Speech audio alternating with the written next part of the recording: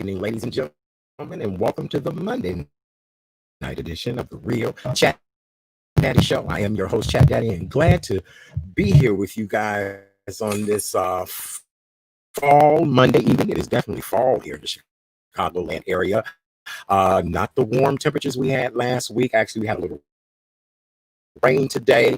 We also had a double rainbow here in Chicago, so that may be a sign of good luck and success for the fall season. Who knows? I have another great show planned for your viewing and listening pleasure this evening. Tonight's show is dedicated to the entertainment world. If you guys remember, a couple of weeks ago, we had a Broadway actor, and producer, and director on the show with us, and he was talking about the impact that COVID-19 has made on Broadway. Well, here in Chicago, we have a very thriving entertainment community, theaters, live music venues. We have tons of entertainers here, from musicians to vocal artists to you name it, right here in the city of Chicago. And a lot of these people have been out of work now going on almost 8 months. A lot of these people are used to being on tour, having albums to release, appearance dates, things like that. A lot of these people are also theater professionals, and none of them have been able to really hone in on their craft. So tonight, our very special guest co-host is an award-winning director, producer, actress, all-around great woman. I'll introduce the amazing Miss Carla Stillwell in just a little bit. As you guys all remember, she hung out with us the night that we did P-Valley here on the show, and it was just amazing. And so tonight, because Carla has been involved with the entertainment world here in Chicago for a number of decades, I'm not trying to age her, but she has been heavily involved in our acting world and the theater world as a whole. And she has a wonderful institute that she'll tell you guys all about. So she made for a perfect guest co-host tonight to talk about the situation. And then later on in the show, we have 4 amazing vocalists who will be stopping by with us this evening. The beautiful Miss Elisa Inez will stop by. Mr. Lorenzo Owens will be here. Mr. Baritone himself, Mr. Baritone Harper, and Cal Marshall, I'm sorry. They will be here with us tonight to talk about how they've come up with beautiful songs of love, hope, and inspiration during a time of a pandemic. A lot of artists, Cardi B decided she'd do some WAP. Well, honey, I don't think WAP really inspires people. Well, I don't know. Let me ask my co-host. She might agree that WAP is inspirational, but these people have written and performing songs that are incredibly beautiful during our time of need like this. Ladies and gentlemen, welcome to the show, or back to the show. This time as guest co-host, actress, director, producer, and she says she can spend $1,000 just from her bed. Honey, it's all about money. The one and only Miss Carla Stillwell. Yeah, hello, darling. Hey, Suge. Hi, baby. How are thou? Thou art, honey. Thou art. What? See how I did there? See what I did there? Yeah. Let me tell you something about the WAP, real quick about the WAP. I heard what you were saying. Yeah. And let me say this for the people, for the children. There are different types of inspirations. We need different types of inspiration in these unfortunate Rona times, honey. And some of us need to hear these good works from these artists that we are going to dig into this evening. And sometimes you need a little WAP. Sometimes you need a little. Yeah. Hey, You do. Sometimes. Well, Carla, I told these people, you said you can spend $1,000 from your bed. I said, with one eye open. Really? Wow. And I remember when I used to make $1,000 in my bed. This damn Rona season. I can't believe it. Right. I used to make an easy $1,000. Also, it went from zero to fall outside. It went from summer to fall, whew, but here we are in sweater weather. Yes, we are, darling. Well, I am so glad to have you here with us this evening as a guest co-host. Do me a favor, tell everybody a little bit about yourself, how long you've been in this world, all the tete-a-tete. Introduce yourself and let everybody know who you are. Go right ahead, darling. I'll use my announcer voice. Hello, my name is Yeah. Carla Stillwell. I am all of the things the Chat Daddy said. I am a producer, director. I try not to act anymore. I only do it under duress. And I'm currently serving most of my time as the founder and executive director of the Stillwell Institute for Contemporary Black Art, where our mission is to recruit, develop, and sustain and support Black artists from the Chicagoland area who are in the middle of their career, emerging artists. So Mhm. basically, I'm Robin Hood, and I take from foundations and give it back to Black artists across genres just to make Black art and art stuff. So yeah, and like you said, I've been doing this thing for a little while Mhm. in this city, and I'm just happy to be here with you guys. Yeah, y'all. Well, I am so glad to have you here tonight. You're the ball of energy that we need this evening. I was telling you backstage that I was Mm-hmm. coming from an appointment and I had hailed a Lyft ride to get home.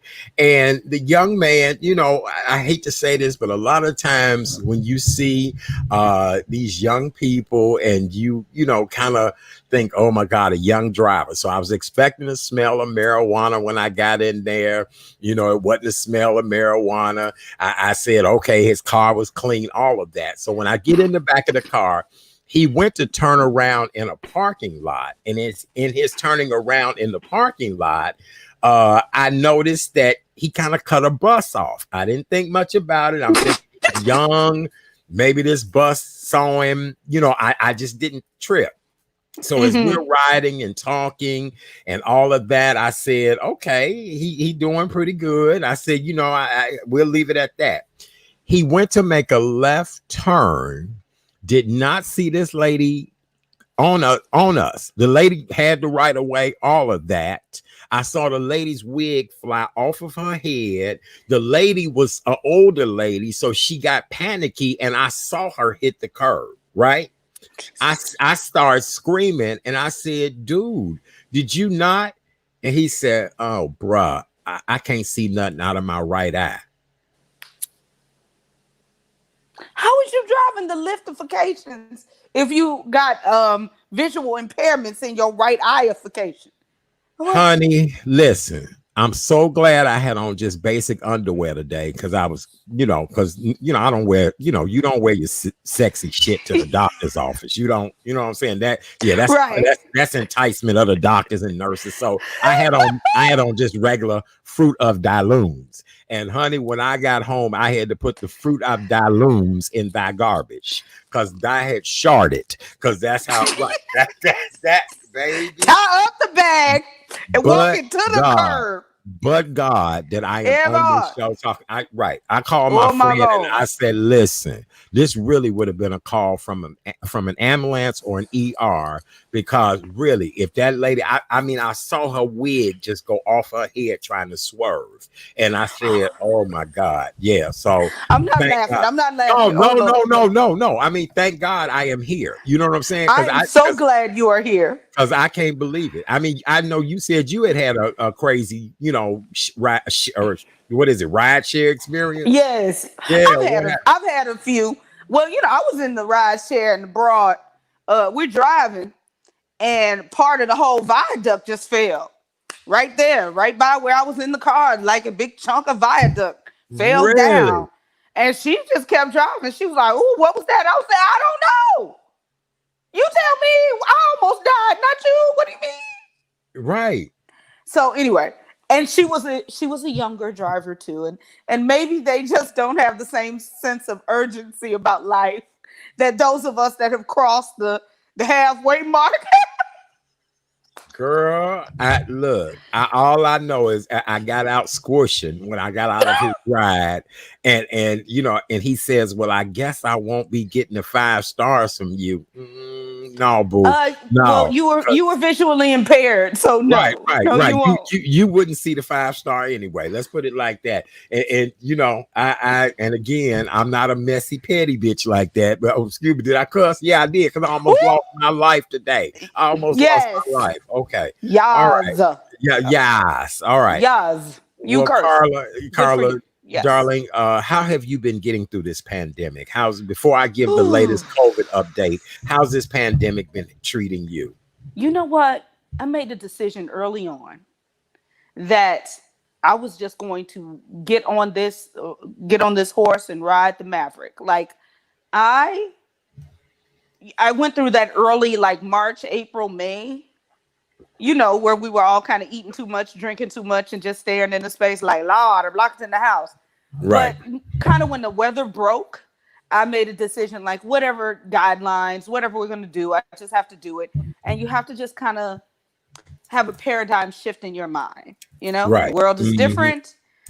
So I've mostly been shopping. Mm-hmm. I can't even discuss how many pairs of glasses I've purchased. Because I have to zoom so much now. You should have cute glasses, right? So I have a question about that. Are all of Yes. them prescriptions, or do All of mine you? are all of mine are prescription because of my vision. I got one of those horrible autoimmune diseases Okay, that affect and so my eyes are a little weak and I need a little support, ocular right, support. right. So, but these little on the online glasses like that pop up. Yes. It's not a scam. It's not a game. They're not expensive. Yeah, but I was told that, like, okay, so the frames might be $20, but when they get through putting all it, because look, I'm like you, baby. I need to have all kind of doohickeys and vehicles put in mines, and mines even have a little CNI dog embedded in the lens, all of that. And Okay, and that's what a friend of mine said. You end up paying like $300-400 for I'll put it like this. The last time I went to the eye doctor, I got two pair of glasses for over $900. them. Okay. Online, I've gotten four pair of glasses for the same price. Oh, then, Mama, I need you to send me all of that. I'll Okay. send you the link. Okay. Because I've been wanting to Also, ask somebody if it was true or not, and how it worked. Okay. I've had an amazing experience with my online glass shopping, and I've done too much of it. You know what else I've been buying? What? Oh, me too. Me too. But we'll talk about that because we have to do our safety thing. All right. So let me get into Yes. the daily numbers. All Okay. right. So Carla Stillwell is our co-host tonight. She's a hoot, you guys. Thank you so much for being here. Thank you for As having of me. today, Illinois public health officials reported 1,709 newly diagnosed cases of COVID-19. Unfortunately, we had 13 additional deaths. This brings the statewide total to 289,639 new known cases or complete cases we have, and 8,614 deaths. And so our thoughts and prayers go out to everyone who has, have come down with COVID-19. And of course, everyone who has passed away. Chicago, one of Chicago's favorites, former news anchor woman and all around just great lady, radio personality, all that. Miss Robin Robinson, who used to be on Fox 32, announced this weekend that she has been diagnosed with COVID. And so, it's just one of those things now that you just wonder, is it like, is everybody coming up positive for COVID? Or I'm just curious, like for people who have not tested, do you go get tested and they tell you positive? Like, between you and I've had two in-person doctor's visits in the last 2 weeks, and not one time did the doctor ask me did I want to get tested for it. But then I'm thinking about, if I do go get tested now and they tell me I'm positive, I wasn't at the doctor because I was sick. This was follow-ups to things that I already had going on. So I'm just kind of wondering what the deal is with that. What do you think? Well, I've been tested twice. Okay. Because there are some ways in which entertainment is opening up.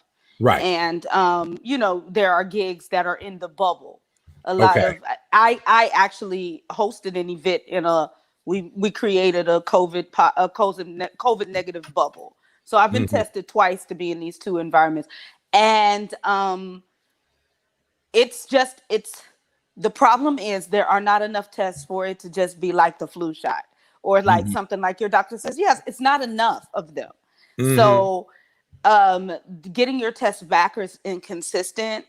Most places only take it after a certain number of days. Like you have to have it 7 days before the event, but sometimes it takes 14 days for it to come back. So people are missing gigs. Like the testing situation it's a federal issue.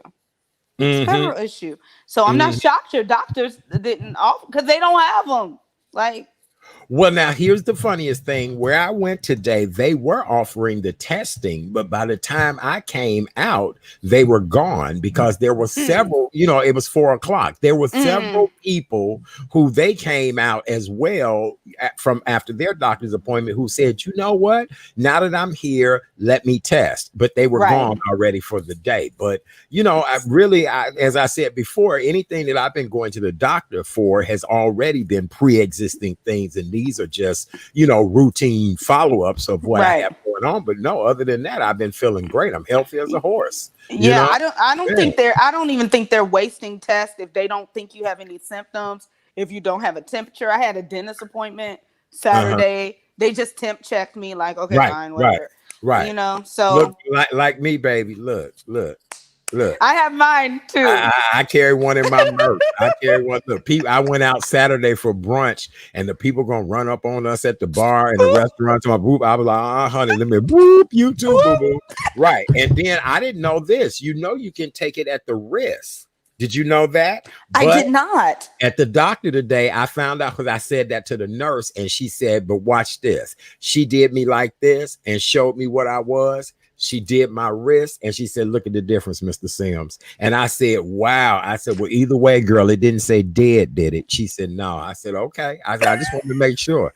I said, I just right. Or better yet, as my best friend always teased me, talking about, "Oh, it said 109." Right. Well, I just want to make sure it's not saying, I want to make sure Okay. it's not saying 109. Yes. Amen. All right. Well, with that being said, today Mayor Lori Lightfoot has announced she's raising some restrictions here in the Chicagoland area. Hmm. Bars that don't serve food will be allowed to reopen for indoor service starting this Thursday, October 1st. Okay. Restaurants and bars will be allowed to serve alcohol now until 1 a.m. because remember, it Okay. was 11 o'clock. Uh, Right. the city will now allow people to get shaves, facials, and other personal services that require you to remove your mask. When I feel bad, because honey, I had to get this little wolf cleaned up all the time. But at least I, kind of pull my mask up and let the man do it. But now I want a facial more than Right. anything. Yes. So here we go. Another thing is now 15 people can be in groups at the health club or the fitness center and after school programs. It used to be only 10 people per Right. class per room. Now it can be 15. And now Okay. restaurants can go up to 40% of people indoors because it is getting cold outside, but that still probably won't be enough to help these restaurants do what they need to do. What do you think? Right. Well, I think that we are, just when you're out and about, and I think you agree with me, Chicagoans have started to like comply. You don't really have to fight anybody about the mask now. People are like trying to comply, socially distance. I think people are getting used to it. And as people get used to this being the new normal, I think our cases are going down and things can open up. And as long as people continue to like play by the rules, we'll have, more and more opportunity to gather together and chill. I think it's fine as long as the numbers are going down or Mm-hmm. staying Mm-hmm. stable Mm-hmm. and everybody's doing what they're supposed to do. Like if people had done this in April, we would have been free.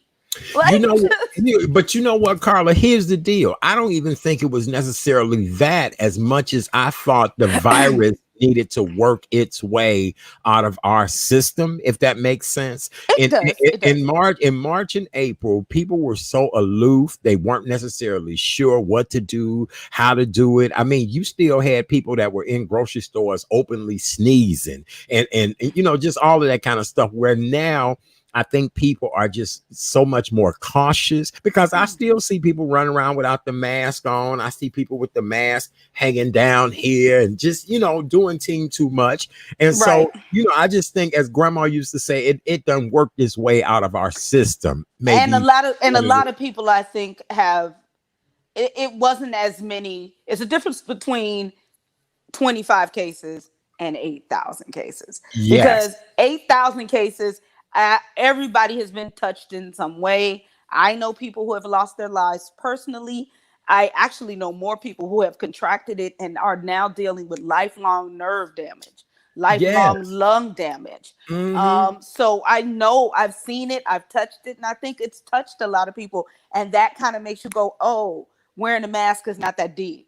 I should Not just at do all. that. Hmm. So I think I like the way Mayor Lightfoot has handled the Hmm. pandemic. I do. Hmm.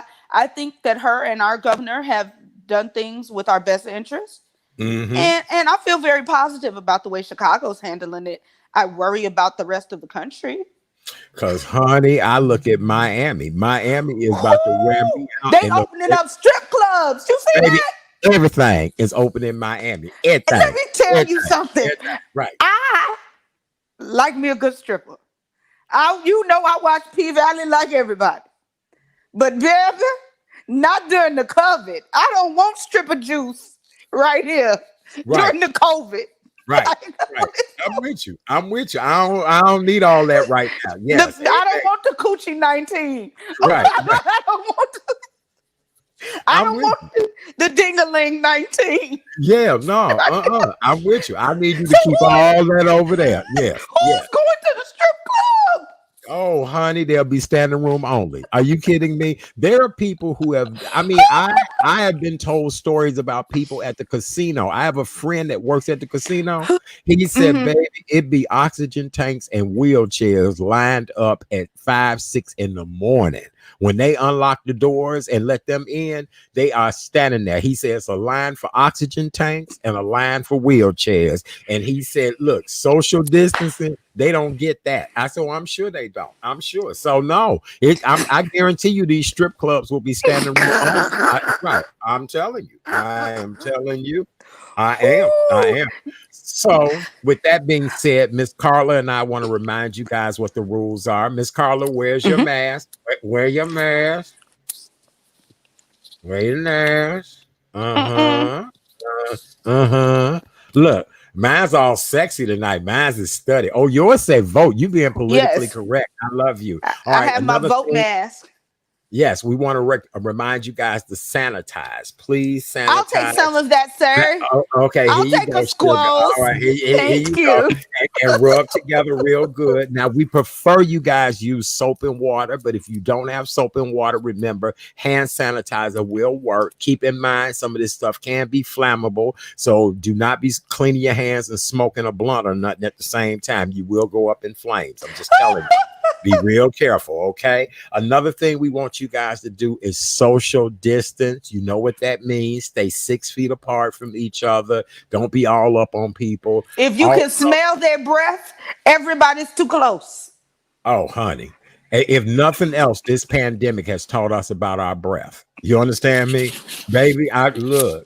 Honey, one day something got up under my mask, and I did. I said, "Ooh, smell like rigor mortis done set in." Well, guess what? That's you, rigor. That's you, rigor. That's where the rigor mortis done set in. And Woo. so that's another thing. Make sure you have a fresh breath mint, and if nothing else, if you're not feeling well, keep your ass at home. We said on In the this show, house. that's our motto. If you are not feeling well, please keep your ass at home. It's the safest thing you can do for me and everybody else. Right, Yes, Carla? I agree. All right. So, darling, you have some news stories you want to bring up tonight, right? Uh, Charles Barkley and Shaq O'Neal. Honey, Child, Uncle Coon 1 and Uncle Coon 2. can we really call them coons though? I When mean, when they when this has just been, it's not even cooning at this point. I don't think they are not. Shaq's just not that bright. I just don't think he processes information like those with a higher IQ. So Okay. I really don't think like this is a man that said I can see the moon. So it's what, about 8 hours away? That's what he said once. Okay. Okay. So we can't. So let's just remove Shaquille from the situation. Okay. So we're gonna remove Shaquille. He's And, not him. Not him. okay. Okay. Now, Sir Barkley. Yes, Mr. Charles Barkley. He been twirling at the time for the man for years. Uh-huh. When he stood up, was like, I am not a role model. You supposed to be your kid's role model. So I can drink and sleep with as many white women as I want to in public. You know, like he said that, like in the 90s. So Mm-hmm. I'm never shocked that he finds a way to make an excuse for white people. Mm-hmm. It, I it, just I just thought what both of them said, and here's the deal. Oftentimes, I am the person that plays the devil advocate. But again, if that young man was in his home with his girlfriend, Breonna Taylor, say her name, you all, and he thought it was an intruder, and he got up, and again, he may not have heard them say, police or whatever the case may be, and he starts shooting, I would have did the same thing too. And I don't get it, but I wouldn't publicly say anything like that as a celebrity against the young man and Breonna Taylor. This young lady was murdered in the comfort of her own home. So I don't get two power figures like that making such a derogatory statement. It just was ridiculous to me. well, I think what's ridiculous is most people miss the whole point. It doesn't matter what happened after they got to the apartment and busted the door in. It doesn't matter. That's irrelevant. The problem is the warrant. The problem is that they shouldn't have been there in the first day gang place. That Mm-hmm. never should have happened Mm-hmm. because it is okay to use El Chapo tactics on regular street thugs. Like, you didn't think anybody had a grenade. Why was it that type of warrant? And for Mm-hmm. celebrities to talk about something on such a surface level when they touch so many ears without having a more complex conversation, because you can talk about how, I've heard the argument that, well, as soon as you shoot at the police, they're trained to shoot back. So what? It doesn't matter. Mm-hmm. I've heard all Mm-hmm. levels of that argument, but it's a way to have it responsibly if you are in a position where people listen to you without being Mm-hmm. derisive and negative. And then actually it's their responsibility to talk about the actual root of the issue. Like, I like the way Mm-hmm. LeBron talks about systemic racism. And I like Mm-hmm. the way that a lot of other athletes and celebrities, like the Currys, talk about it. Like, they don't get into the weeds about they talk about the depths of systemic racism, and they talk about anti-racism as in a broad way, because that's useful from the seat that they sit in. That's right. That's right. Mm-hmm. Like, Charles and Shaquille having fucking having Okay. having they little stupid ass basement football party conversations on air is just ridiculous. So It really whatever. is. It really, and the sad part is we look up to these men as power figures, heroes, all of that. But the more they put their foot in their mouths, the more I even question their relativity anymore. And that's the point. Like, they're not relative, and there are so many athletes now that are Mm-hmm. really being like conscious and thoughtful to spend any time talking about one and two. Thing one and thing two, one fish, two fish, red fish, blue fish. It's just Mm-hmm. it's like, All right. All right. Well, let's move on to our next story. You had another story that you wanted to bring up tonight, too. What was that one? why they keep trying to change these boxes on these cereals and these oats and these why they keep trying to do this, like oh Lord, which one is it? I can't remember exactly which one. Okay. All Wait, let me right. look. Let me So let look. me wait. I can help y'all. So Oh, Carla it's is cream of talking wheat. about cream It's of cream wheat. of wheat. Mm. As you guys all know, a few months ago, there was a huge uproar about Aunt Jemima and her image. And so the makers of Aunt Jemima products have said no more Black Aunt Jemima. They're gonna just rename it, do a different image. And so we had heard rumors in the rumor mill that Cream of Wheat, which the black man on the Cream of Wheat box actually happens to be a chef from Chicago. And so now Cream of Wheat said that they will no longer have the black chef on the box of Cream of Wheat. And Carla, let me tell you a funny story. A friend of mine's, he was raised by his grandmother, right? And when he got out on his own, the way he learned to cook was only by products he remember his grandmother using, or he would only buy something that had a black person on it because it would remind him of his grandmother's cooking. So he always thought that Aunt Jemima was like, oh, my grandmama would be cool with this and down with her. And they probably were friends or whatever, saying, and so I don't know. So, but what do you feel about the whole imagery thing, Carla? I feel like this. Who's sitting in the executive office? I don't care who's on the box, who's making the money. Right. If it's still, y'all can take that Negro off the front of the box, but if it's still 100% of white folks making the money, what have you done for my community? I'm personally just tired of these like shows, because Uncle Ben's did the same thing. That was the Uncle Ben's too. I'm tired of these hollow shows of solidarity with black folks. Like, what is you doing? Where are you is your company investing in any black banks? Who's your CEO? Who's your CFO? What does your HR office look like? Are there black people? Like, where are the black women? Show me what's going on at the top of your organization before you show me that you erasing a black image from a box, because that means nothing. That's my 2 cents. Okay. All right. I agree with you on that. That, even though you're changing the face on the box, how many people of color are employed with you? How many people, what does your diversion and inclusion look like?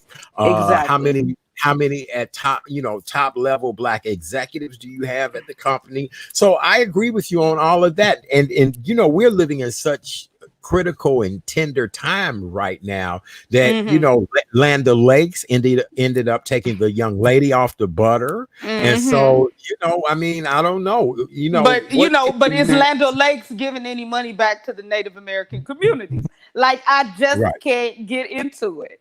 Like, I understand, because it's not an either or, it's a both and. Take the images off the box and show true diversity in your boardrooms and in your front office. And if you're not doing both, you're not actually changing anything. Okay. All right. Well, very good on that. All right. Our last story tonight, billionaire Mark Cuban. As you guys all know, we see him on the Shark Tank. He owns teams and airplanes, and he's just all around great guy. He hates Donald Trump.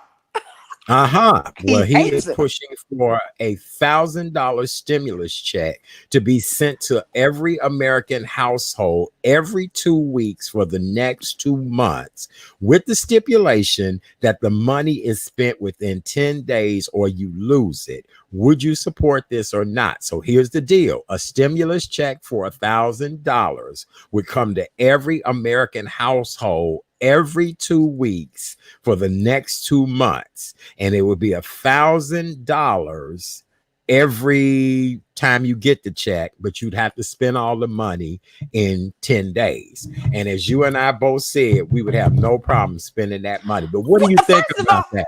$1,000 every 2 weeks. Like, they talk about this like this is nothing more than we just got out of Chicago summer. That's my one light bill. You know what I'm saying? And we going into Chicago winter. That's my 1 month heating bill. What do you mean? They keep talking about this $1,000, this $600, this $300. Like, this is a lot of money. Right. But I support it. But I don't turn down nothing but my collar. That's what I say. So if the check comes, I can assure them that it will both be received, deposited, and spent within Mm-hmm. 24 to 36 hours. Right, right. It wouldn't be no problem with me spending that money because again, I would do what's necessary. It's called paying rent and mortgage. It's called putting gas in the car. And really, like you said, when you think about it, it's not a lot. I was talking to a lady. She's a therapist in Toronto, Canada, and she and I often talk about the difference between the United States and Canada. And she was Mm-hmm. saying that Canadian citizens are receiving $2,000 a month from the government during this pandemic. Now, that's what I'm talking about. You And that's understand me? about, I mean, that's enough. $2,000 a month is enough for me to get these basic bills dealt with and actually stimulate the economy. Because I can buy Yes. groceries, Yes. I can buy a grocery, I can buy my kid a toy, I can pay, I can go to have a meal with my significant other. I can do all of those things with $2,000 a month. Mm-hmm. That makes sense to me. Mm-hmm. But Yeah. the scrapping, the saving, that the scratching Mm-hmm. and putting time limits on it and all this foolishness. Mm-hmm. Mm. But I would take. To answer your question, I'm taking all donations. Yes. Amen. Hello. Hello. Me too. Her, I'm taking Amen. her. Whose Yep. hand is it? Yep. Yep. Her, Yep. because Look. I've been paying taxes. I've been paying taxes for a long time. Yeah, but unfortunately, our president has not, and we out of hot topics Woo! time. We had to talk about Woo! that. We'll talk about that tomorrow. All right. So listen, tonight, Carla Stillwell is our very special guest co-host. It's an honor and a pleasure to have her here with Oh, us this thank you. evening. She's an award-winning actor, playwright, and director. And as I said before, our entire show tonight is dedicated to the world of entertainment. A few weeks ago, we had a Broadway producer, director. You actually know who I'm talking about, Uh, Bishop Damone yes, Seraphin. Yes, yes, yes, yes. yes. And so Long, now long time friend of mine. Yeah. yes. Well, Carla is here tonight to give us her TED Talk, being someone who works in the entertainment industry here in Chicago. Carla has a really great message about how we should just change the dynamics of how we think during this. It's entitled Rebuild, Restore, Renew. The pivot. And so when Carla brought this to me, I said, this is a great message to deliver to the audience tonight. So, Carla, first of all, I want to start off with how did you come up with rebuild, restore, renew, the pivot? I think that's hot to begin with. Well, what happened? What had happened was, um, we all looked up. All of us looked up, and theater was gone. All the arts venues were closed. Galleries were closed. Studios, everything's done, and I was very depressed for a very long time. I was in my bed for about 6, 7 weeks, like, oh no, my art, but this is gone and that is gone. And at some point, I woke straight up out my sleep. I was like, it doesn't look like we're ever going to be back in a performance venue. Mm-hmm. So what do I do? I'm supposed to have these festivals coming up. Like, what do I do? How do I pivot? How do I, what paradigm shift do I need to have for myself? So I Mm-hmm. started going through all of these machinations and calling my funders and supporters and my board. Like, I'm like, I guess I got to move everything online. I don't even know how to do that. I'm an analog Mm-hmm. girl in a digital world. Mm-hmm. This is not my circus. I don't know this. And I just started calling people and calling the videographers I knew and calling the sound people I knew. I was like, look, I might need to redesign my website. I got to one of my funders. They were like, we'll give you the money to do that if you can move your performances online. I was like, good, okay, head off. So I was Mm-hmm. like, wait a minute. I have to change the dynamic. I have to pivot. And as I was talking to my funders, I kept getting the same response from them. They kept saying, I wish everyone could see it like you do.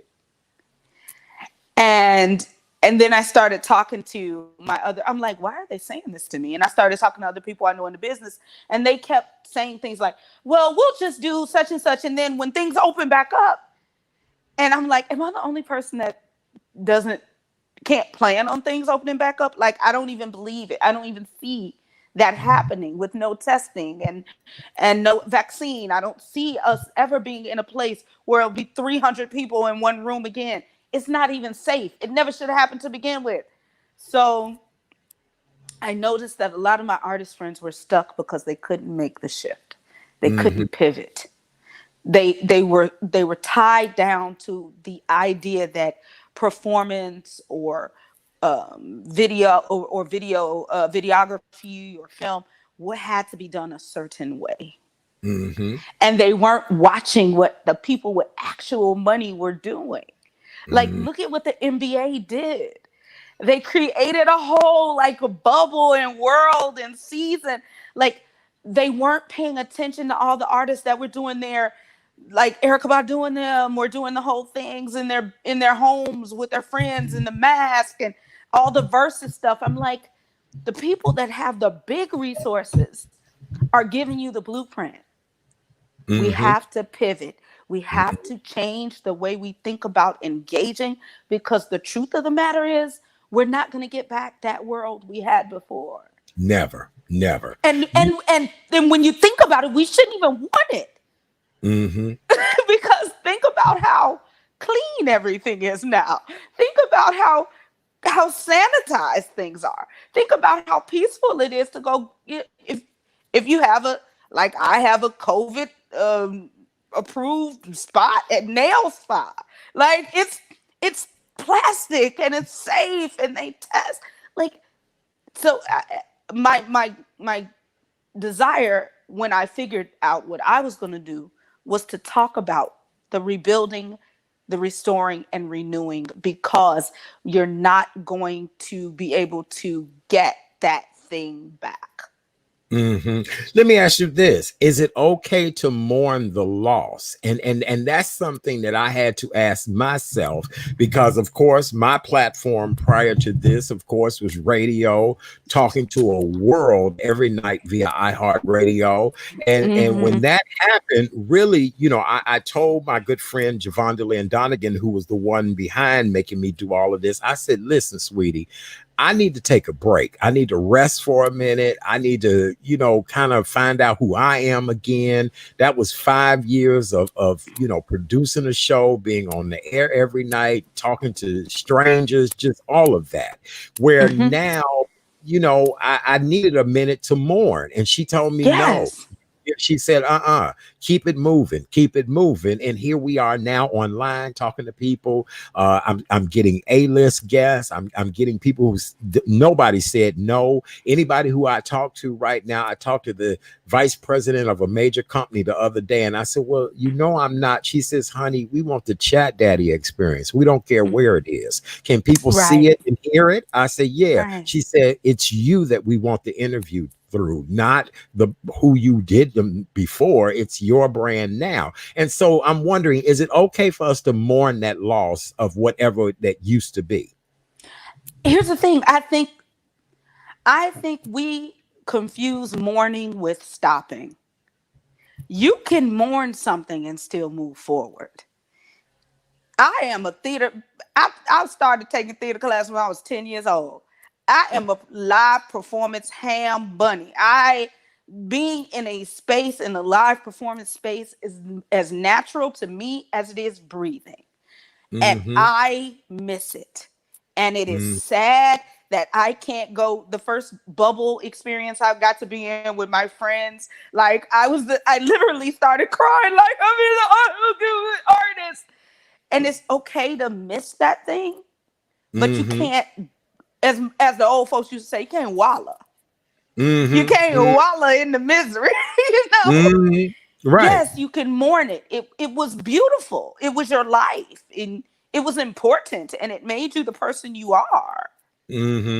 But you can't rest on it. You have to. I agree. You have to find another way. I agree. So now, what about looking for other opportunities during this pandemic? As you and I both said, we had to think of ways of how do we get online? How do we become creative? Are there any other suggestions that you would have about, finding those other opportunities? Because the one thing that this made me do was to make sure all of my business was in order, that to legitify myself as a business, to continue to do, Mm-hmm. all of those things. So what other suggestions would you give to people about opportunities during this pandemic and how to find those opportunities? I would say two things. I would say you are not alone. And one of the best things you can do for yourself at this point is start reaching out to the people that do what you do. Go find your contemporaries. Talk to the people you already know. And that is the step to creating your own opportunities. You know, to be cliche, every dark cloud has its silver lining. Mm-hmm. There are so many opportunities that have opened themselves, creatively and artistically, for writers, especially at this point, for filmmakers, and where there is film, somebody needs soundtracks. There are so many opportunities. I had to hire a web developer. Like I just had to go. I had to find. So I was like, I don't do this. So somebody got, my web developer, sweet young man. He got a up in this environment just because of what's going on. Mm-hmm. So Mm-hmm. I think it is about networking, talking, being open, and opening your mind. Like sometimes I talk to organizations about their mission statement. And I talk to them about how you have to think about the mission of your organization in its broadest construct. What's the most you can do? Not what's the least of it. What are all the things you can pack under that umbrella? And I think when we think about the mission of us, our own personal artistic missions, what are all the things that we can do, that we Mm-hmm. can offer the world? Not that one thing that we have decided is important, but what are all the other things that we have that we can access and use to create opportunities for ourselves? I couldn't agree more. If you really, like you said, sit back, think about it, it's a lot of different things you could do. The one thing that I've noticed over my years of interviewing people is that there are some people that really could be superstars, but I feel as if their interviewing abilities are lackluster. And when I say lackluster, not that they weren't eloquent speakers or not that they sat there and, broke every noun and verb that they could, but I didn't feel the passion in them talking Mm-hmm. about what it is that they're talking about. And I said, Right. you know what, Art, that's something that you could help people with now. Because, people Yes. they don't realize that, national news shows are looking for people all the time. And now this stuff is done from your living room, kitchen, whatever. And so you've got to really think of how do you change this situation around. And that's Mm-hmm. the way I look at it now of how you do that. So it does make a lot of good sense. All right. So now, creating your own lane. I love that bullet point, but a lot of people don't know how to create their own lanes. Carla, they've been doing what they do for so long. And I guess, I sometimes can be guilty of that as well, too. What advice would you give to people on creating their own lane? Lean on the thing that you love, not the thing that you do, but the thing that you love. This is the opportunity to carve out the space for that thing that you love. I was the Mm-hmm. artistic director of Black theater in Chicago I was with the organization for 22 seasons. Mm-hmm. And I was artistic director for the last 10 years I was there. Mm-hmm. And I woke up straight up out of my sleep April 18th, 2018. And I was like, I can't do it no more. I have to leave. I literally woke up out of my sleep and decided to resign. Mm-hmm. And what had been weighing on me for many months is when you are responsible for other people like that, you can't be as political as you want to be. I couldn't talk about racism in Chicago theater the way I wanted to. I couldn't represent my own ideas the way I wanted to. So I had to leave. But I didn't know Mm-hmm. what I wanted to do. Mm-hmm. The next day, because hey God, the next day I got a call and someone offered me a fellowship to create. They just wanted to pay me to create some art. Mm-hmm. I said, These white folks, these European Americans, these male sapien human beings gonna pay me money just to do some old black shit because it's black, and I said, this is a gift. And I Mm-hmm. thought about my mother, who was a self-taught painter that Mm-hmm. never got the opportunity to study art in a traditional way. And I was like, what if my mama had been given the gift to Mm-hmm. just get some money and just do some black ass art when she felt like it? And Mm-hmm. my organization was born. Let me ask you this. Why do you think it's such a disconnect between what we love and like to do and us getting paid for it versus other races of people? And I'm not singling out but anybody else who I know that does what I do or you do or any of this, how do we get to that bigger pot, that bigger prize versus we still scratching and surviving? We show enough good times, most of us. No matter how good we are, we still Right. living in good time mentality and good time society. Well, here's the thing. Back to my mama. My mama was graduating from high school in 1954. And she went to my grandmother, who had been born in Tupelo, Mississippi in 1907, and Wow. said, Mother, I want to go to the Art Institute and study art. My grandmama said, you better go somewhere and figure out how to learn to be a secretary. See, Right. black people, we didn't have the luxury of art because we were concentrating on surviving in this country for so many years. We did not understand that art is not a privilege. Art is a right. It is a human right to have beauty in your life. It is a Mm, human right to be able to express yourself. And that's the disconnect. We as a people have to be able to tell our children and tell ourselves, I have the right to be a writer. mm-hmm. I have it is my human basic right to have a talk show. Mm-hmm. This is not a gift. White people ain't blessing me. I don't have to just dribble a ball and be grateful.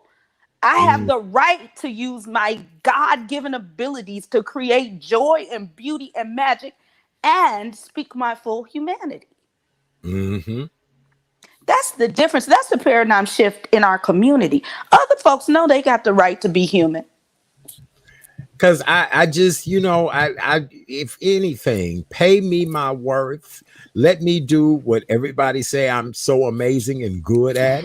But for some reason, you keep running into people who want a nickel and dime, people that don't want to pay, people that, you good one day and you're horrible the next. And so I don't get that. When there are so many talented people out here in the entertainment industry, whether it's speech, whether it's vocals, whether it's creative art, whatever the case may be. I just think that entertainment is what the world thrives off of. But Can for you some imagine? reason, Can you imagine the last 6 months in this country without Netflix? honey, I I was just wait. reading something about that today. I wait. Streaming services. That's right, streaming services. Do Yep. you know how miserable? Can you imagine how miserable this world would have been without Amazon Prime? I Right. wait. Mm-hmm. Yes, like this is Mm-hmm. because entertainment is not a frivolous thing. It is a necessity for humans to be able to download. Like it's Mm-hmm. important for humans to have a place to be imaginative and creative and take in something and digest beautiful things. Mm-hmm. And we as black people have to start valuing that. I've had several friends who have returned back to movie theaters, and I said, "Well, oh wow!" I said they said, "Listen, it was nobody in there. If it was maybe 10 other people." They said, "I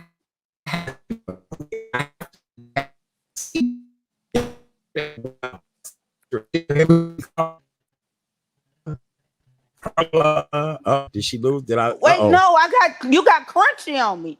You was like, I ooh, know, ooh, ooh, honey. ooh, ooh, ooh, ooh, I think because more people have gotten on this feed. I think that's what it is. We have a ah. whole bunch of people in our waiting room. Is it better now? Oh, it is. Okay. You so funny. I was doing the Jimmy shake, baby. That's what that was. Right. Look, this is like a party line. We got about 10 people in our waiting room, and you know how Oh, that is. yes. Yes. All right. But I was saying that people go to the movies for escapism. People, Yes. people, art galleries, all that for, just to make themselves have out in life, Yes. You have to. You have to. You can't live with that tension. Then we'd all be serial killers. Mm-hmm. Yep. So let me say this to you. What Yes. do you think the future of entertainment will look like in Chicago? Now that the mayor has lifted some of the restrictions, she still has not said theaters and concert venues and things like that. But what do you think it'll all look like for the entertainment world here in our city? I think there'll be a lot of virtual entertainment for the next year. I think that there will be some smaller events. I think there'll probably be a lot of little cloisters and little tiny comedy shows and things like that. But honestly, going forward, I don't know if we'll ever get back to these 5,000, 6,000, 2,000. I don't know if we'll ever get back to these big events. And I think drive-ins are going to be even more important next summer. I think that type of I think people are never going to not be conscious of being close to each other anymore. And I think that Mm-hmm. we as entertainers are going to have to think about more intimate forms of entertainment. Mm-hmm. I'm the person who loves to host people over at his home, and I just was Mhm. saying the other day, I said, "My God, I just need to do something." And if I don't do nothing but have people over in a shift, like I used to just Mhm. love to cook and serve people and eat and drink and have a good time, and now that's null and void because of course I would know who I'm inviting and would ask them their health and stuff, but I'm just Mhm. so afraid because of COVID-19. Yeah, yeah, and I think people are going to be nervous for a long time, and I think that we are all going to start finding more digital ways to communicate and to interact, Mm-hmm. or Mm-hmm. very small events. I Yes. think that's what I think, and I think us entertainers have to figure out how to move to the streaming services and move our stuff online. Okay. All right. Well, in closing, Madam Stillwell, this was your TED Talk tonight. What words of encouragement would you like to tell everybody? And then please tell them more about your institute and how they can get connected with you. You did a great job tonight of helping us to stay encouraged. As far as what it is that we do and how we do it. Oh, my cousin Larissa said I could do virtual dinners. I guess I could, but then I guess I'd have to deliver. Yes. Honey, I'd have to take everybody they plate then, because I really would want to No. cook. Right. Send them the I mean, recipe. No, this is what you do. You send everybody the recipes, and y'all can get together and cook the Zoom together. Y'all can go through the meal together, and everybody can have it together. yeah, honey, but see, my whole thing is, child, I cook like grandma used to cook. So, baby, I throw a pinch of this and a pinch of that, And and then you right. do So, that. You make the recipe and you tell them get these spices, and then we'll do a pinch at a time. Y'all can watch me. okay, I ain't gonna say, but one of my dear friends, whenever I cook, I always say, "Oh, you've been slanging titties today because this meal is good." So I ain't gonna tell y'all who that was. My friend said, "You've been slanging titties today because this meal was amazing." So yes, I don't know. We'll figure it out. I mean, I guess we do have to look at our new normal as we proceed on Yes. in this world. And that's the Mhm. positive thing. Like, change is not bad. I No, think it's not. I think we all just have to take a step back and Hmm. figure out what makes us look for your joy. What Yes. makes you happy? Start This is the perfect opportunity in history to do exactly what feels good, because Hmm. a lot of people have lost that thing that was mandatory that was on. So since it's gone, let it be gone. Be there at peace. Bye. Do Hmm. something new. Change it. Hmm. Pivot. Pivot. Pivot, pivot, boo, pivot. Do the pivot, do the pivot, do the Eh, pivot. I eh, agree. eh. I agree. I agree. All right. Well, for those of you, tell everybody how they can connect with your institute, darling. Yes. www.thestillwellinstitute.org. If you're looking at the screen, that's how you spell Stillwell. www.thestillwellinstitute, all lowercase.org. You can go there. We have a bunch of live performances that we got in the sound stage and recorded. These spoken word artists, it's these dancers. There's just a lot going on the page. It is amazing art. And then you can follow us on Facebook, Instagram, and the Twitter. All at the Stillwell Institute. And the Twitter, honey. And the Twitter, honey. All well at the Stillwell Institute. And we always got something cooking. We're trying to get that up. And please, if you'd like to support Black art in the Chicago community, you can donate from that page to the Stillwell Institute. And we will accept it. We take we don't turn down nothing but our collars. Praise the Lord, pass the hot sauce. That's right, honey. Because soon I'm gonna learn how to take link too. I just ain't figured it out. I've been trying to figure out how can I take link. You know what I'm saying? Right. I know something about what I just said is very illegal, but that's okay. That's all right. We're trying to make a way in this society. Listen. For those of you all that are yes, darling. All right, so real quick, for those of you all that are just joining us, welcome to the Monday night edition of the Real Chat Daddy Show. I am your host, Chat Daddy. Glad to be here with you guys on a Monday evening.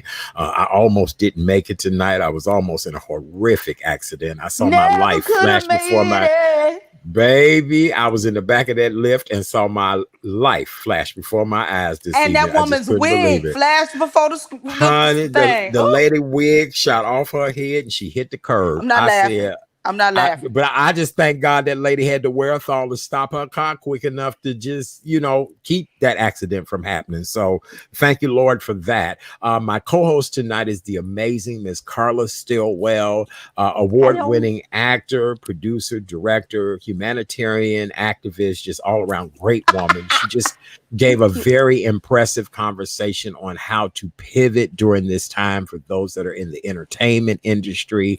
This is a really tough time for those who are performers, just trying to figure out the new normal.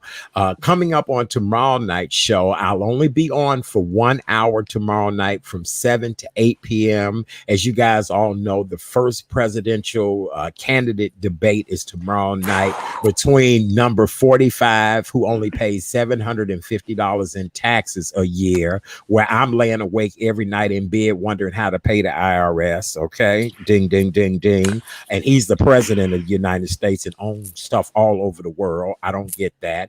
And it's between Joe Biden, or as we all say, Uncle Joe. Uncle Joe paid $3 million in taxes, by the way. Right. So I need to watch the debate tomorrow night. So the show will only be on from 7 to 8 o'clock tomorrow night, so that Wednesday night we can have an in-depth conversation about what was said on the debate. But I cannot believe that man only pays $750 a year, and meanwhile I'm stressed the hell out trying to figure out, Mr. Daddy of the chat. No. He paid $750 1 year. There were 10 years he didn't pay any taxes at all. Fix it, Jesus, is all I'm going to say. November 3rd is election day. We're not telling you who to vote for, but we're telling you to vote. I noticed a lot of you all have gone and early voted. Congratulations. A lot of you all are doing the voting from, mail or whatever. Honey, I don't even trust the mail. Get up, get out, and go vote. If you can go vote now, please do so and make your vote be heard, because enough is enough. I cannot believe this. Also, we want to remind everyone that we're in the middle of a pandemic right now. So we want to encourage you to wear your mask. Where's your mask? Look at there. Where's your mask? Yay, very good. We also want you guys to sanitize. Do whatever you can to sanitize. This is hand sanitizer.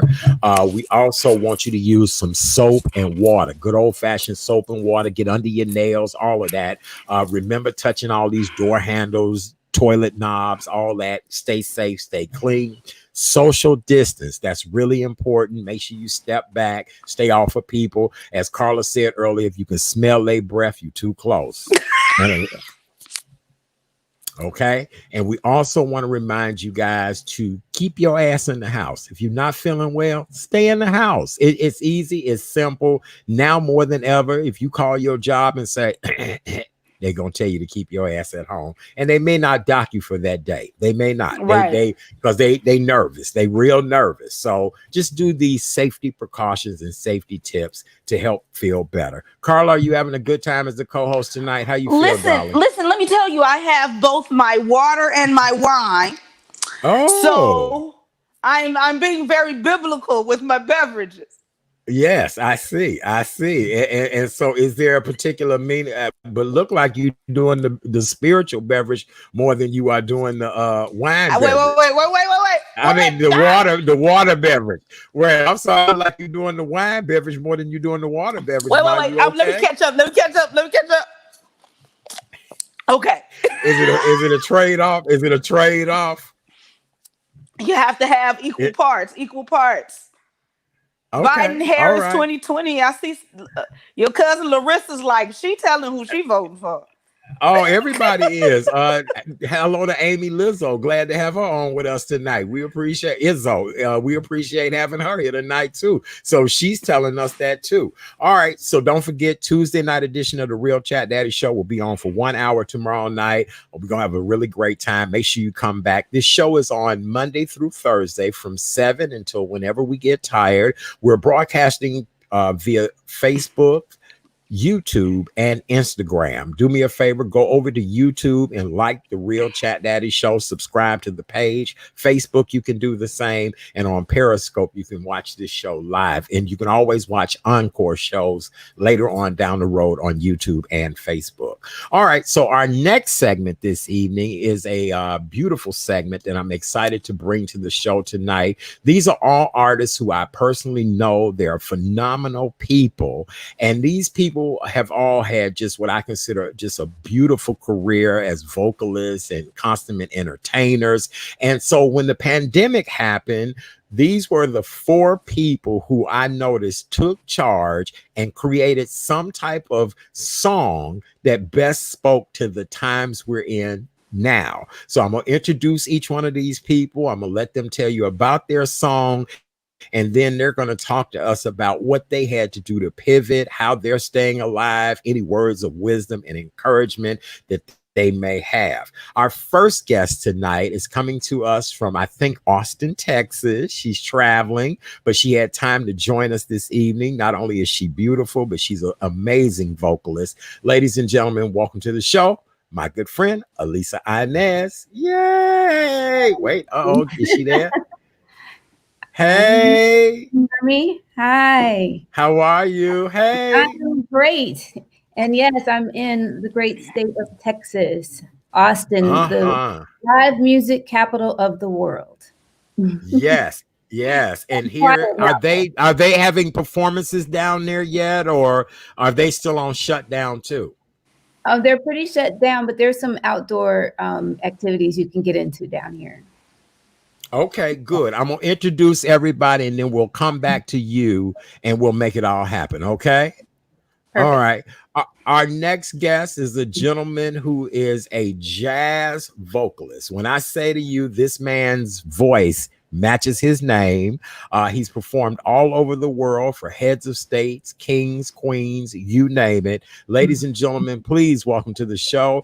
And actually, this is a return visit for him, the one and only Mr. Baritone. Yay. Hello, brother. Hey, how's it going? Good. How are you? I am amazingly wonderful considering. Yes. Well, good. Glad to have you here with us this evening. It's an honor and a pleasure. Thank you so much. Our next guest is also a wonderful vocalist. He was one of Oprah's Pop Star finalists. He's a tried and true musician. Every song, you can feel every note, every word. I actually happen to call him a dear friend of mine, and I'm honored to. Well, all of these people are good friends, but this one happens to be a really good friend. Ladies and gentlemen, welcome to the show, the one and only family, Lorenzo Owens. Yay! Are you there? Hey, I'm good. Hey, Can you see how me? are you? I'm We good. can see you. Yes. Can you see us? I can. You know, I'm a little Can you hear technologically us? challenged, so That's all right. You still smiling. That's all we need. Yes. Amen. Okay. Glad to have you here.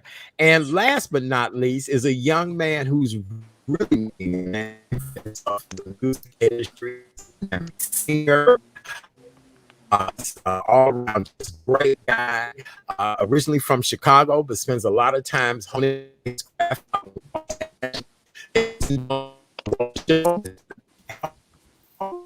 Yeah. Hello, Cal. Are you there? Hey, how you doing? I'm doing well. Came already. I just watched you guys. Got my mask, got my Yeah. headset, got my fresh, trying to be right. Good. Good. So, Wi-Fi want to start acting crazy.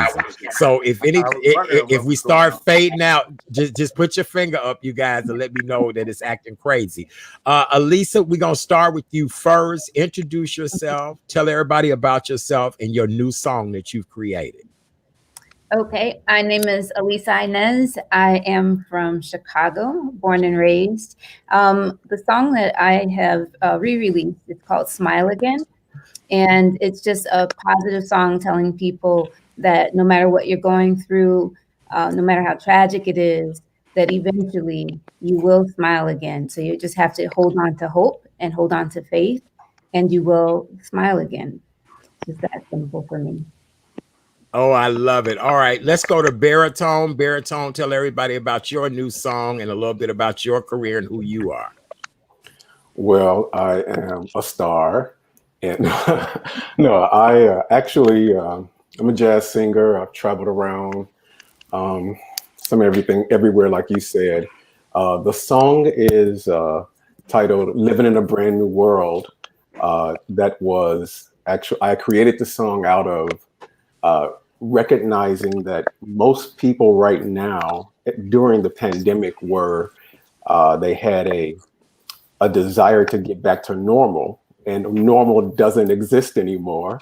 And we need to realize, I think, that we are living in a brand new world. And when you become present, you can be open to change and open to whatever's going on in our world right now, which is so much. So living in a brand new world is the message that I'm putting out there.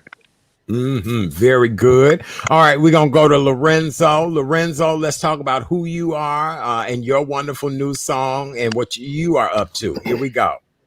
Uh, yeah, I'm Lorenzo Owens. Probably a lot of people remember me from the Oprah Pop Star Challenge, all of that stuff. Everybody always does that. But yeah, my new song is "When the World Says No." Um, it's out in the UK. It's out all over the place. It's doing really well. I'm really thankful for that. It is a song that came to me like around December or so, and it's just about when the when the world tells you no, you're gonna get lots of doors closed in your face, many more than you will get open. And when the world says no, you know what to tell them. You. Very good. All right, Cal, we're gonna come to you and find out. Tell them who you are, a little bit about yourself and your new song as well, too. All right. Well, hello everybody. My name is Cal Marshall. My Instagram is Cal Live right over there. We go. For me myself, I've been singing my whole life. I recently started to create culturally conscious music. That sort of came from seeing the unfortunate killing of George Floyd. My first single was released back in March of his passing, and it was basically written for the racial injustice. And then I recently released my second single, which is called One. And that was released on September 1st. And that one was for gun violence in communities throughout the country and throughout the world, really. I interviewed over 300 families, got to really get to the cause of like the pain and really see what it does, along with my own personal my personal relationships with people who I've lost in gun violence. It started a great dialogue for me to really just start to dig in and create music that really didn't just come from my heart, but really resonated with others. I love it. I really do. I thank you all for being here tonight. You all really are a source of inspiration. I want to start off, Carla. Isn't this a great group of people tonight? It is. It is so positive. It's so forward thinking. So Everybody's like looking that way. I like it. yes, well, and that's the way we have to look in this world. So Carla was here, you guys, to talk about how do we pivot, how do we continue to move forward in the world in which we're in. You all release songs right now during a pandemic. What put that on your heart to at least Cal, you told us your situation, and you all kind of gave a little background of why, but let me ask you this. It's a song like WAP by Cardi B, what ain't that her name? It is a multi-million-dollar song where you all are singing about love, peace, happiness. You ain't telling nobody nothing is now extra WAP wet. is about love and peace and happiness. Now don't start no mess, Chad Daddy. I'm not gonna let you get away with that. Is worship ain't and nothing more peaceful and loving than the WAP. But here's the deal, Carla. These people are talking about. I know what you mean. You get what I'm saying. So, do you ever, how do you continue to move that barometer on the song that you created? I mean, like Baritone with your song, the video is amazing. You had me to send a picture in wearing a mask. You had people from all over the world. So, how do we continue to keep your kind of song in the forefront, Baritone? Can you help us with that? Absolutely. I actually think it is incredibly difficult because during the pandemic, even when it first started, people wanted to be entertained and not so much they were in denial, and some people still are in denial of what's happening. But I think the best thing that any artist can do is to continue doing what you have always done, right? First, and continue to send the information out. I've worked with medical institutions all around the country, worked with different corporations, and oftentimes it is discouraging because you feel like there is no support, or it feels as if people are not getting the message, but you do have to put it out, especially if you're driven to do that. Think about Michael Jackson's song, they don't really care about us, right? And people are now really paying attention to the message that he put out years later. So I was really, really driven to continue. I actually had 3 versions of the videos, which some of the videos were used for corporate use, and then there's the artist video that I just recently put out and released on all digital networks, digital streaming social media sites. So, and I had to also touch on absolutely everything that was happening, and during this pandemic, things are happening so quickly, and not small things, but major things. George Floyd, racial cops killing some Black people, so I added all of that to the video without being discouraged and still putting it out there. I took a moment to be socially inclusive in everything that I was doing. Then I'll get back to the entertaining of everybody. So right now, I had to do what I do. It's part of my pivoting. Very good. Elisa, what's your take on that as well too? I agree with what Baritone said. I'll just add that it's, for me, reaching inside and finding that positive space for myself helps me to deliver it to other people. And by writing from the heart and being able to really try to connect with people's hearts and tell a story, is really important now more than ever, because sometimes people, they don't see any positive story around them. Even from, of course, being in Chicago, the gun violence and stuff, I've written songs before to just help people mourn. I've written songs to help people get over divorce, so tragedy has happened all of our lives, right? This is just a compounded amount of hurt and sorrow, and healing music, I think, is coming out of it. I think it's important now more than ever for musicians to put out things that are going to have people think in a positive manner and keep people alive, keep their souls going forward. Mm-hmm. Lorenzo, I know how much you are the political pundit. You every day are commenting on things that are going on in our country and our world, and really, your song says when the world says no. And so, what do you think? To piggyback off of what they were saying. Well, my goal from day to day is to align. Um, if I can align, then I can begin to create the things into this world, birth the things into this world that I was destined to. And those things are birthed into this world through the very desires of my heart. And so I try and come from that space, and coming from that space all the time, you're guided by a force that's bigger than you. And so you tend to be able to fall into a space where whatever happens, you're able to roll with the punches and do what you got to do. Mm-hmm. Cal, I'd be curious to know what your take is on all of this. Again, you've written a song and performing a song that is dealing with all of these horrific murders that have happened. You are really taking a stance against all of this violence. Where are you with all of this now? Well, for me, I would say, as somebody who's under like 35 and 30 and stuff, a lot of the people Now watching now, we old people carry switchblades. No, just joking. It's one of those things where I look at, my grandfather is 91 years old. Oh wow. He was essentially born into slavery.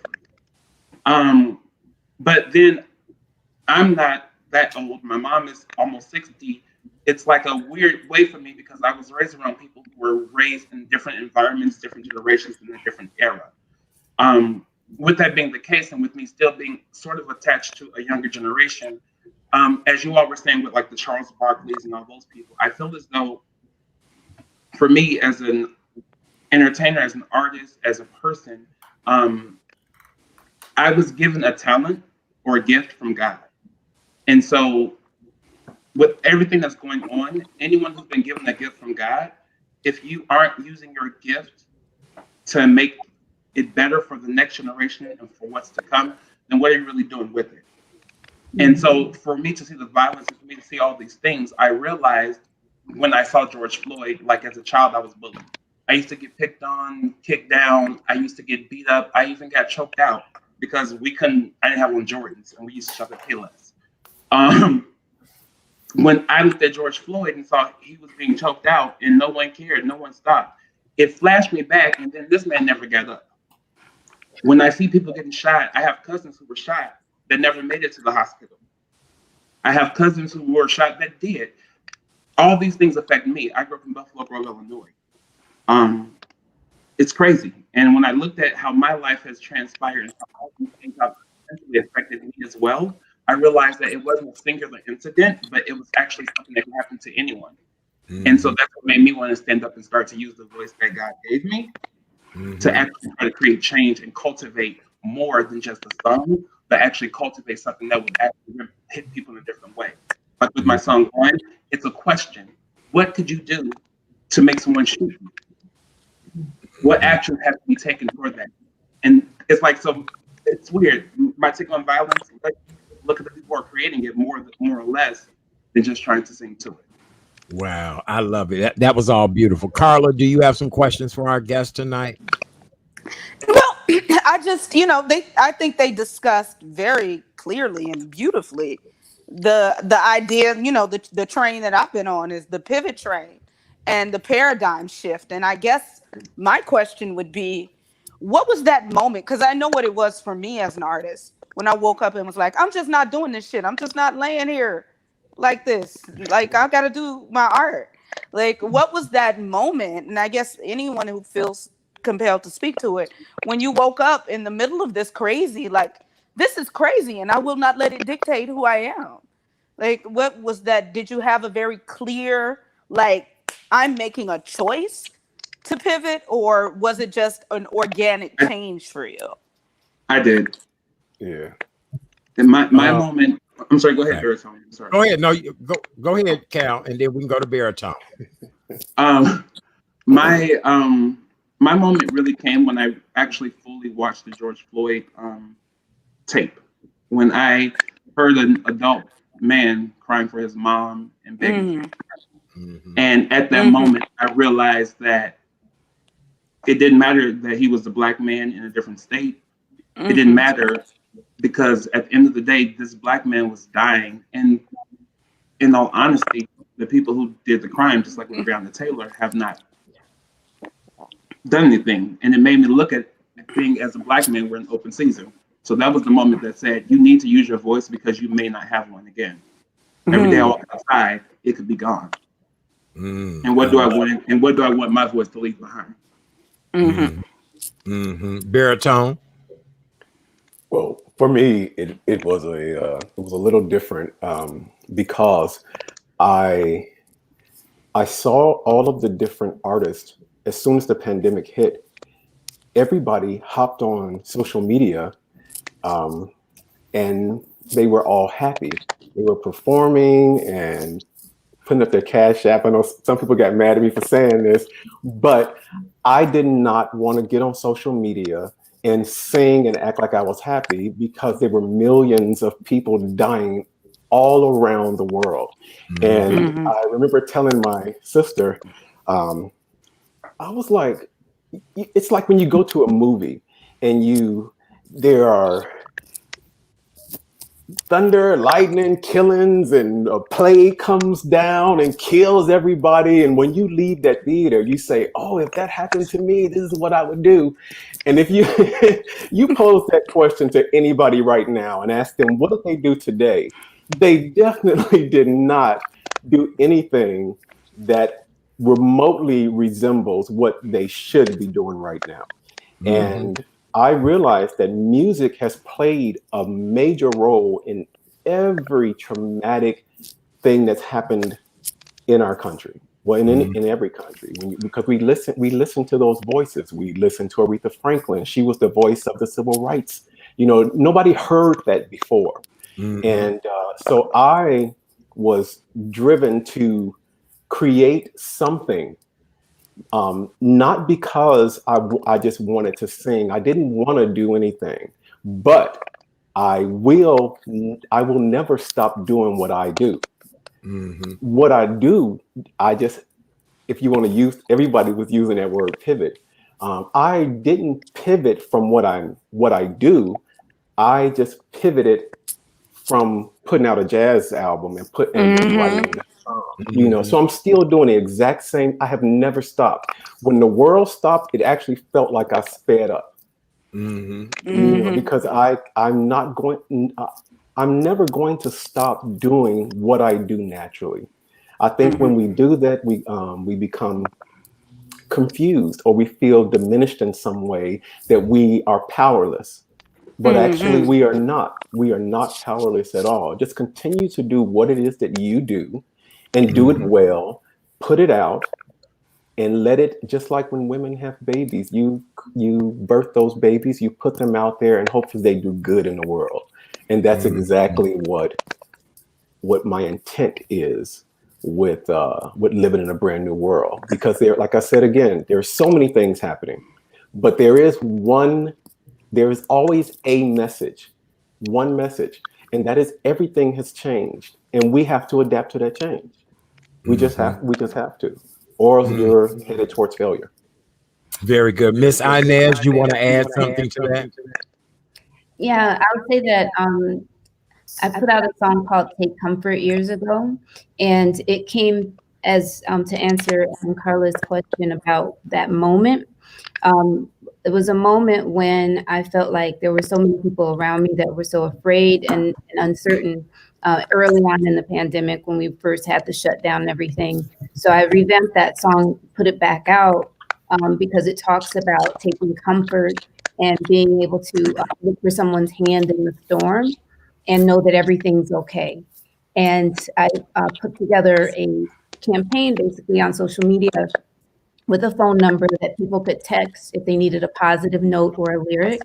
So that was the first time I said, you know, let me do something with my lyrics. If I can't produce a full song or take a, you know, do a whole new song, I'll just take the lyrics off of a song that have encouragement behind them and put those out there.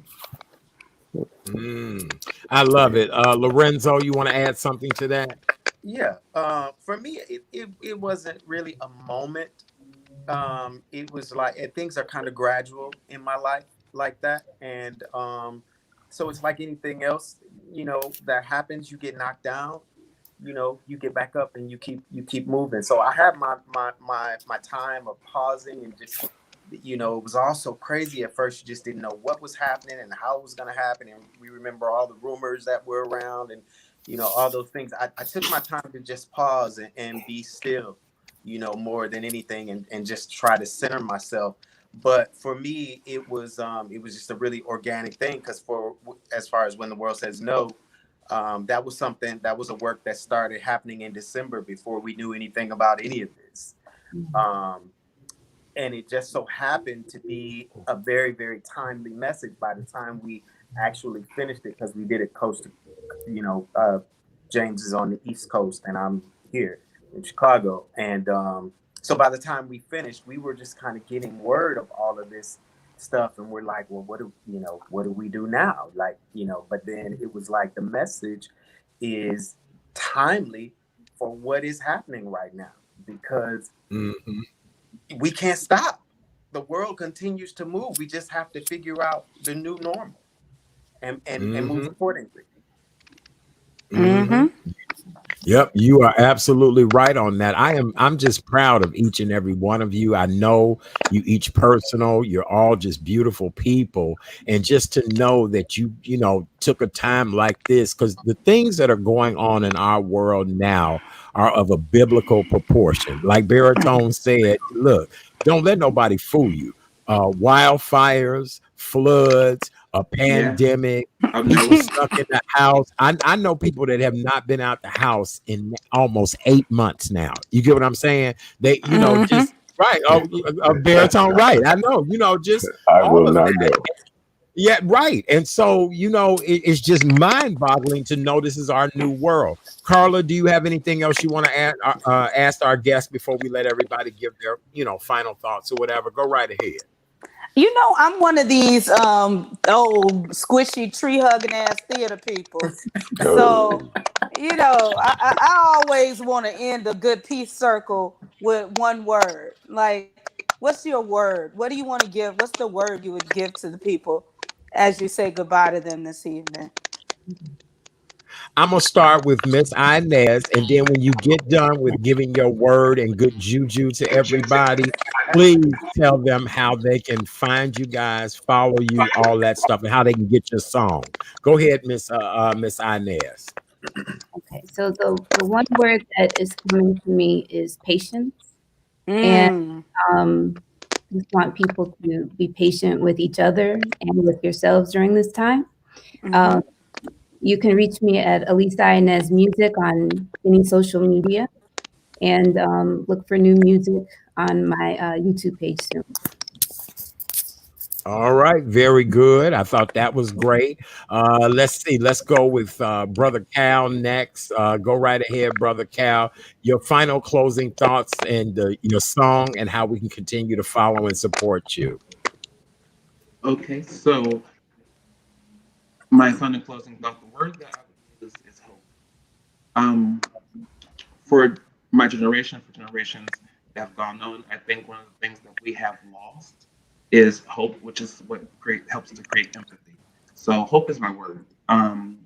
You can find my music on YouTube. Both singles have videos that are shot to them, and also on any social media music platforms. New music coming out is going to be my Christmas song, Hope for the Holidays, which will be released at the end of November and will be ready for everyone on my birthday, December 9th. So I look forward to bringing that with the video to you guys next month or the month to come. And happy Thanksgiving and all that great stuff. All right, very good, Brother Owens. Your word and your how we can find you, follow you, and all that good stuff. Brother Owens. Yeah, that's who you are, Brother Owens. Make me sound like old deacon. Well, Come on, Brother Owens.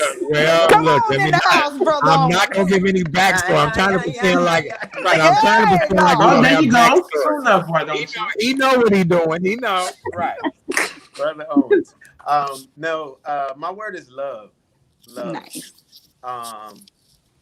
Because we just need more of it. Like we really do. Love for ourselves. Love, love, love. You can find When the World Says No on all digital platforms. You can find me at, I have a few different names, so bear with me. It's Lorenzo Owens Facebook. It is Lorenzo _Owens Instagram, and it's at R Lorenzo Owens Twitter. Very good. I thought you was gonna say something else. I said, hold it now. This ain't that type of show. No. And then we are gonna let the good Dr. Reverend Baritone close us out with his There you final go. See, and his message and how we can continue with him. See, we had a deaconess, a choir director, brother. Come on in the room. See, I know y'all can do that. Go ahead, Baritone. Well, first, Carla, my family is from Tupelo, Mississippi. Oh, we cousins. I know we cousins. Well, yeah. Oh, we are definitely cousins. Well, you know, in Tupelo, Mississippi, we may be kissing cousins. Hey, all right, man. My favorite type of fruit. But check it out. I have a phrase. We're living in a brand new world, so we have to find a better way to help your fellow man. All right? We have to help. We have to help each other. We have to be supportive. We have to be empathetic. We have to be sympathetic to people around us. But that's living in a brand new world. That's the name of the song too. But you can contact me very easily. I'm easy. Hey. Baritone online, all social media platforms. And definitely go and take a look at the video. It's on everything. YouTube, like the YouTube video, subscribe and like and all those great things. But that's it. Just realize that we are living in a brand new world and we need to be open to the change that has occurred. And that is the message. I love it. I do. I'm Go sorry. right ahead, Carla. Who was that? Oh, Cal. Okay, yes, sir. Yeah. I do want to say, and I forgot to say it. Of course, all the you can find me on Instagram and all that great stuff. But I want to say thank you so much, Chat Daddy, for allowing me and the other artists. I would say I'm not speaking for nobody else, but thank you for allowing us an opportunity to be on your platform and sharing your platform with us. And thank you to everybody who tuned in, who I know personally, who might have tuned in for me. And thank you, Carla. It was a pleasure to even be on the same platform with you as well. And to all the other singers, I'm just grateful and humbled to even be able to share something with you guys. Thank you so much. Good black stuff. Good black stuff. What's this? Yes, it was. Yes, That it was. is my Look, friend. you guys Carla is got my sister. look. There we go. Yes, amen. And somehow there's some kissing cousins somewhere. I like them cousins. Where they at? Right. Look, Yeah. uh, Listen. we got where them cousins at. I like them. Yes, I do. Well, you guys all did a phenomenal job tonight. Just beautiful. I'm Yay, probably so breaking up. nice. Yeah, you did. Thank you again, Elisa Inez. Thank you to the amazing baritone, the incomparable Lorenzo Owens, and last but not least, the amazing Mr. Cal Marshall. You guys really did. It was beautiful. Everything that you said tonight was just all about love, hope, inspiration, and not sitting stale during this time of this pandemic. And I couldn't Yes, agree more with just everything you said. Don't you agree, Carla? I do. This freshness and forward motion. I love Hmm. it. Oh, and Yes. one last thing. I Yes. gotta say thank you to Lamar Lyons and Lawrence and LG the creator, because on my first song, Unchained, those two guys sang it with me. So if you look at the video, it's a trio. And those black men came together with me, artists from LA and from Seattle, Washington, came together, did a video with me, and we even took it throughout the country. So I just want to say thank you to those guys for even joining me to stand with it, even though I'm here, sitting there Beautiful. alone. Well, anytime you all want to come back, my show is always here for you. If there's anything I can do to help you all, you know how to reach me and find me. And it's just been an honor and a pleasure to have you all.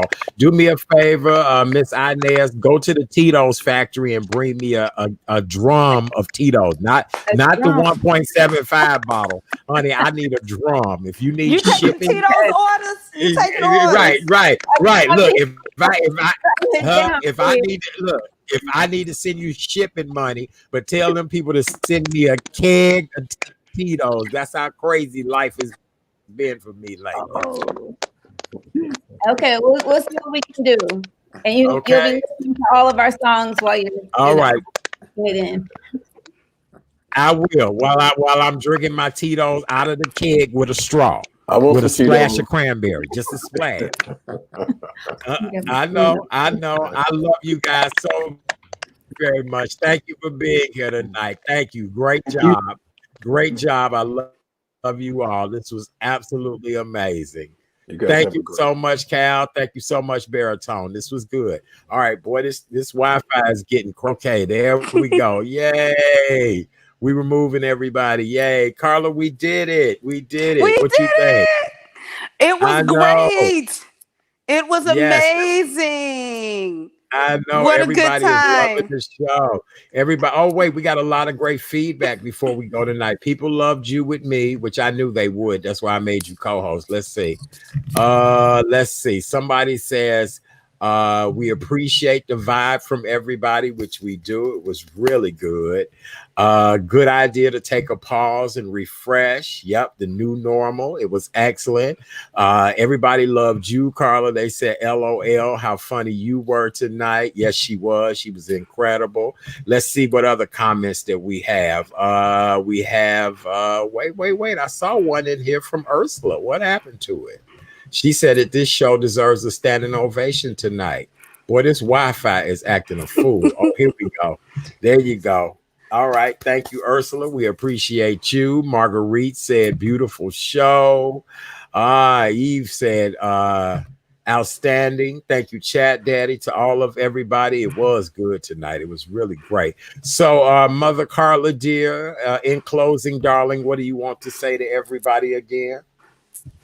I want everybody to be happy, be positive, and pivot. Don't stay stuck.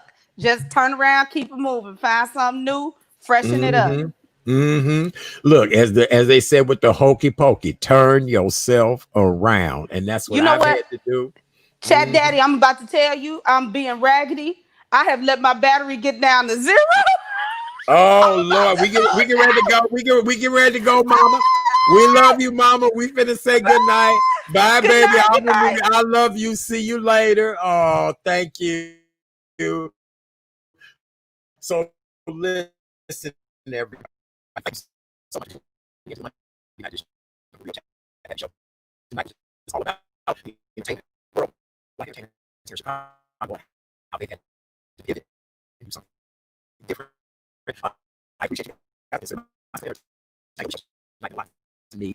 Thanks to all our musical artists who took time out of their very busy schedules to be here.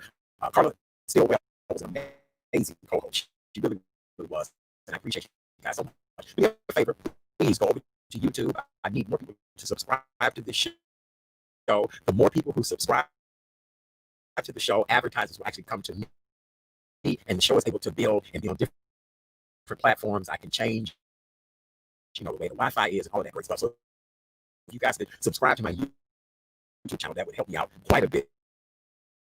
Also, I need you guys to also go over to Facebook and join the Real Chat Daddy Show on Facebook. It's really easy, simple. It does not cost you anything. I'll be back tomorrow night at 7 p.m. for the Tuesday night edition of the Real Chat Daddy Show. I'll only be on for an hour tomorrow night because I want to be front and center for the presidential candidate debate tomorrow night between our current president, Donald J. Trump, who only paid $750 in tax, and Joe Biden. And so we've got to see that show tomorrow night if we don't see nothing else, okay?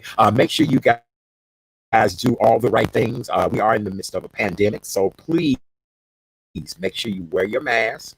All my mask national outfits. Wear your mask. Please sanitize. Keep your hands clean. Where's my hand sanitizer? But you all know how we do it. Social distance. It's important that you social distance. If you go out somewhere in public, you may want to take your temperature. You can take it here at the head, or you can take it here at the wrist. But make sure. What else do we say? If you're not feeling well, keep your ass in the house. You ain't got to go nowhere. Stay in the house. Stay safe. Stay healthy. Do all the things that you need to do what's right. I appreciate and love you guys so very much. You guys are just so wonderful to me. Don't forget, most importantly, why don't you take a visit over to my website? It's right there. Yes, it is. TheRealChatDaddy.com.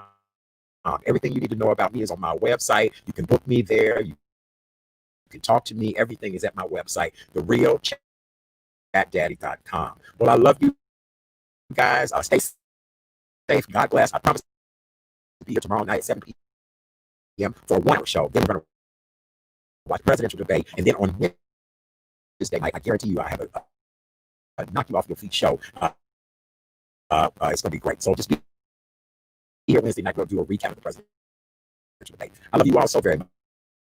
Stay safe. Stay peaceful. Stay beautiful. God bless.